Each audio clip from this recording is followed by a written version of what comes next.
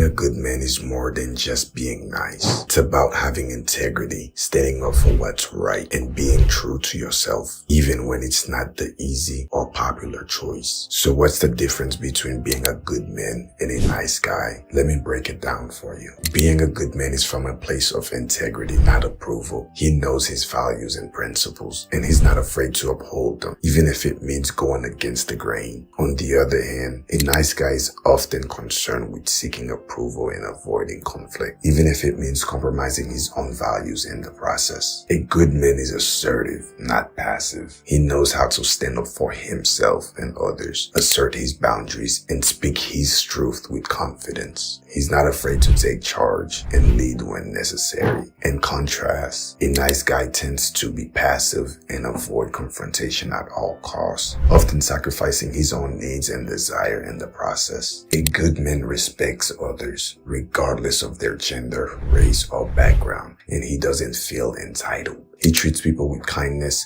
empathy, and compassion. He understands that respect is earned through actions, not entitlement. On the flip side, a nice guy may expect special treatment or feel entitled to praise and attention simply for being nice. Kindness and empathy is essential qualities that we all should strive to embody. Niceness comes at the expense of authenticity, self-respect, and personal growth. That's where we run into some trouble. That's where you gotta draw the line. So how can you be a good guy without falling into the trap of being the nice guy? Here are some tips you can follow. The first thing is knowing your worth. Understanding that your worth is not determined by how nice you or how much approval you receive from others. You are valuable simply because you are. The next thing you need to do is learn how to assert your boundaries and prioritize your own needs and desires. Don't be afraid to say no. When something does not align with your values, your goals, you should be saying no. You need to speak your truth. Don't be afraid to speak up and express your thoughts, feeling, and opinion, even if it's unpopular.